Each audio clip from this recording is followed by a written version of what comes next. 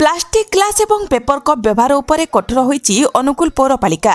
पौरपालिका पक्षरु आजिठारु एही प्लास्टिक और paper cup व्यवहार न करिबाकू कड़ाकड़ी निर्देश जारी करा जायछि।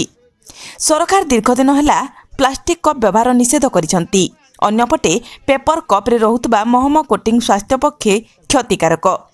अनुकूल सहरर गलिकंदी चा दुकान गढ़ी उठिथिबा बेले प्राय सबु चा दुकान प्लास्टिक कप और कागज कप व्यवहार करा जाउथला। दोकान आगरे कुड़ कुड़ ए कागज कप पड़ी सहरर सौंदर्य मध्य नष्ट हेउथला। एथिपाई पौरपालिका पक्षरु समस्त चा दुकानी को डकाई ए सबु प्लास्टिक और पेपर कप व्यवहार न करिबाकू निर्देश दिया जाइथिला। दोकानी माने 3 दिन मोहलत नैथिले। पौरपालिका पक्षरु 3 दिन मोहलत परे आजिठारु चढ़ाऊ आरंभ करा जाइछि। जो माने एही निर्देश को सठिक ढंगरे पालिबे सेमानंकु पुरस्कृत कराजिबो।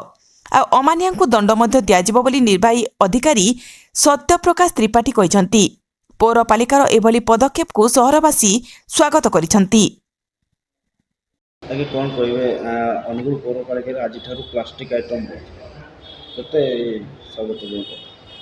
मु प्रथमे मोर परिचय दउछि जगन्नाथ गणनायक सिंह, भारतीय जनता पार्टी जड़े कार्यकर्ता।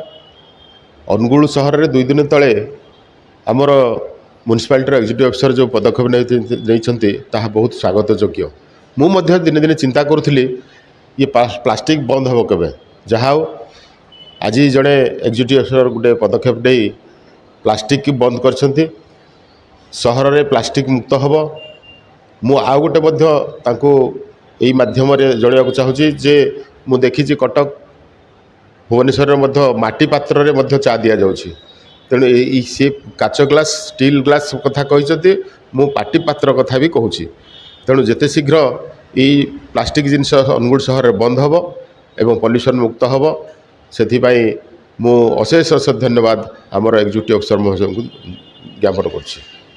3 दिन तले सबू अनुगुल म्युनिसिपालिटी पौरांचल जो जो माने चा विक्रय कर म्युनिसिपालिटी काउंसिल हॉल भितर डाकिकी सब डिटेल कथा बुझेलु। एक कथा हूँ प्लास्टिक की सरकार बैन कर देइछन्ती। प्लास्टिक आउ आमे प्रचलित करूनी भी बुझाईला। प्लस द्वितीय कथा है आपणकर पेपर सहित गोटे महम कोटिंग आसुची जोटा कि सबू लोकों क्षतिकारक स्वास्थ्य प्रति क्षतिकारक अच्छी। तेणुक आमे तांकु से कथा भी बुझेलु। से माने सठिक तांको निज आड़ू से स्वीकृति देते जे नहीं आमे आमको 3 दिन समय दिंतु। 3 दिन पर आमे आज आम एक छोट स्क्वाड भी गठन करूँ से भी जाकर बुझेलु परिष्कार परिच्छन्न केमती रखिए तांकर दुकान सामने से भी आम डेमोन्स्ट्रेशन करके देखलु। से बहुत खुशी अच्छा। द्वितीय कथे लोक मैंने भी बहुत जनसाधारण आमको भल रेस्पॉन्स भी दौरान। आगू पौरपालिका जो मैंने ये काम करेंगे भी पुरस्कृत कर। द्वितीय कथा है जो मैंने अमानिया हे दंड दि।